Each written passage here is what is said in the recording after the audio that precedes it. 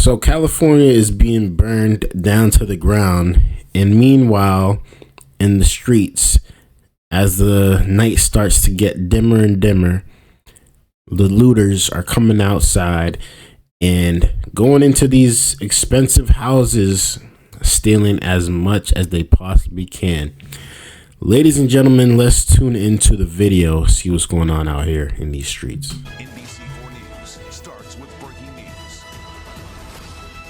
Good afternoon. It's just after 2 p.m. and we are coming on the air as LA District Attorney Nathan Hochman announces charges against a group of people for looting as wildfires continue to burn in Southern California. Let's listen in. All right, we'll start right now. So, as we've said before, with the firefighters literally putting their lives on the line to save people's lives, their homes and their properties and their businesses, with law enforcement working 24 hours to keep us safe and secure during these tragic times, with over 200,000 Angelenos cooperating with evacuation orders in order to make sure that they get out of harm's way, but allow firefighters and first responders and law enforcement to do their business. There have been certain people that we have given a warning to because we anticipated that this was going to happen. And these are the criminals. These are the people who are seeking to exploit this tragedy for their own benefit. These are people who have engaged in looting, arson. We've also investigated price gouging. We'll be investigating internet scams and the like. Today we're here to announce that the promise that we made when we started this, that these criminals would be arrested, they would be prosecuted, and they will be maximally punished, is a promise we are keeping. As we announced today, the charges being filed on 10 different individuals, 9 of them for looting in both the Palisades and the Eden fires, and 1 for arson. And arson, by the way, not connected with the origination of the major fires, but an arson that occurred in Azusa. These felony charges are the result of a multi-agency collaboration that has been nothing short of incredibly impressive to be able to bring these charges this quickly. This collaboration includes the Los Angeles County Sheriff's Department, the Los Angeles Police Department, the Los Angeles County Fire Arson Unit, the U.S. Attorney's Office, the Federal Bureau of Investigation, the Bureau of Alcohol, Tobacco, Firearms, and Explosives, the ATF, the Los Angeles City Attorney's Office, and all our related cities that you'll hear about that have done incredible work under enormously stressful times in order to bring these culprits to justice. I'll go through the various charges that have been filed to date. Let's hear it. The first set of charges are against 3 individuals,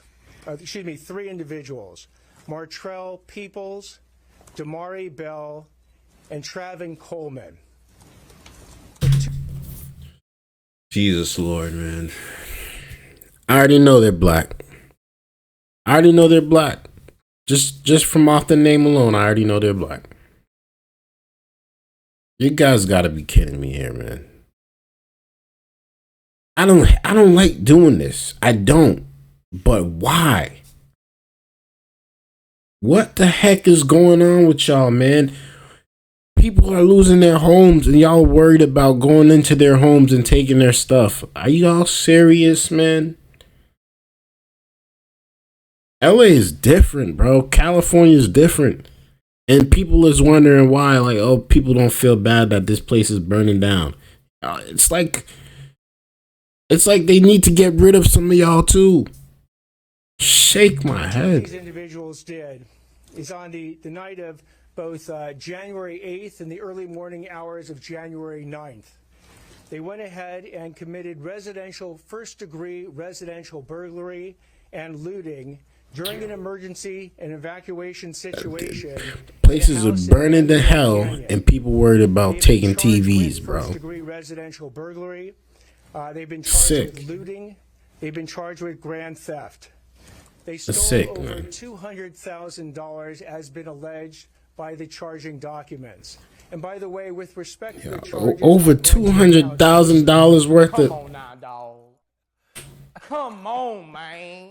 Over $200,000 worth of merchandise these people took. Yo. Like, what are you really out here doing?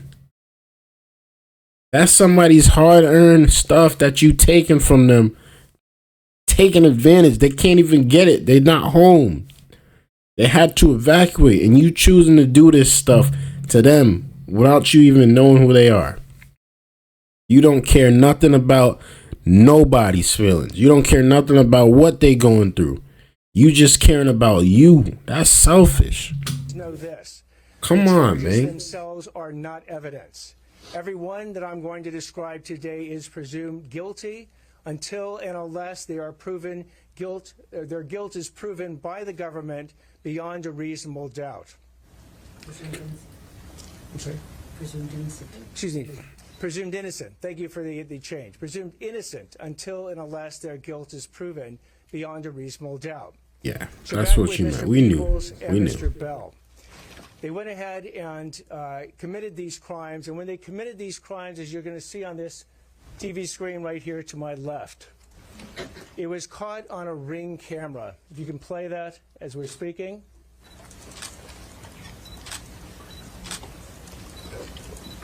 And the LAPD, through, again, such impressive investigation, worked with various leads and tracked Mr. Peoples and Mr. Bell to an apartment in Koreatown. Surveillance was then conducted.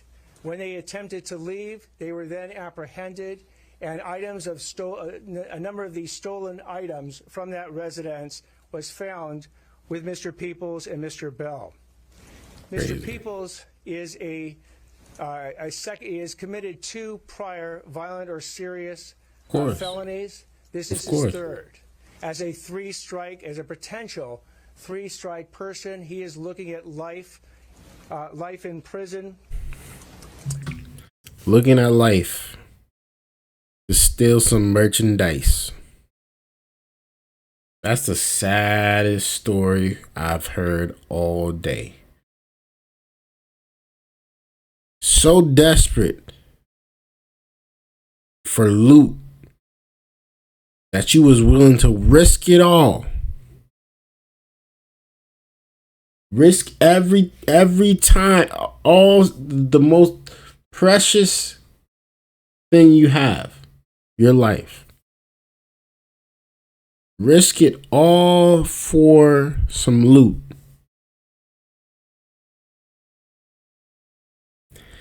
It's absolutely sad, man. This world is backwards AF, bro. And Mr. Bell, as a second strike individual, will be looking at 22 years and 8 months in prison if convicted. Mr. Coleman accompanied Mr. Bell and Mr. Peoples out of that apartment building in Koreatown, went into a second car. And when Mr. Peoples and Mr. Bell were stopped, that second car, driven by Mr. Coleman, kept going. It went through a light. It crashed into another vehicle. That innocent person in the other vehicle suffered a concussion. So Mr. Coleman has been charged with 1-count felony hit and run causing great bodily injury. As also a potential 3rd-strike case, he is looking at a maximum sentence of life in prison. Stupid.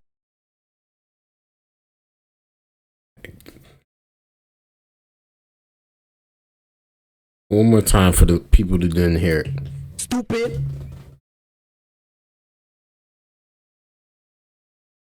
Lock them up. Lock them up, put them away for a long time. Just throw them away. Throw away the key.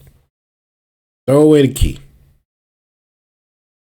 If they're willing to risk life, going to prison for life, they know they already had 2 offenses.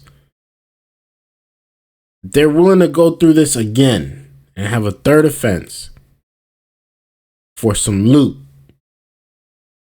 Lock them up, throw the key away. Simple. The second case that we'll talk about involves Rudy Salazar and Lucia Hilrara Perez. They have been charged with 2 counts of each of first-degree residential burglary in connection with an Altadena looting incident.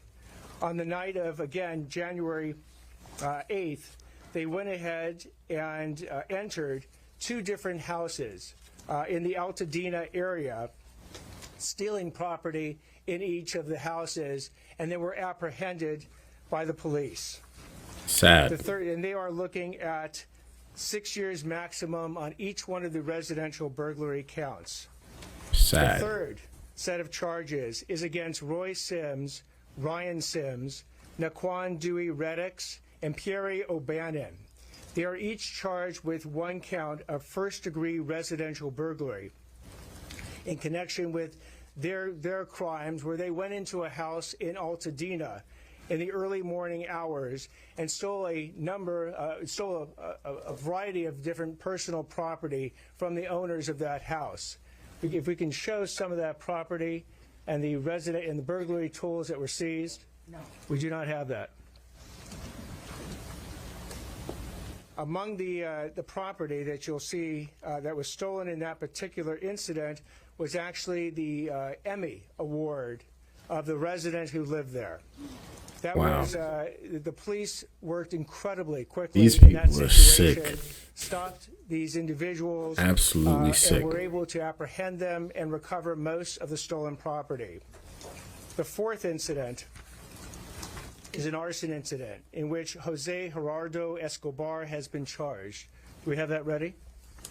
I heard This is about an this. incident that occurred in Azusa, where Mr. Escobar Is the has guy been with the charged flamethrower? with 3 different arson charges.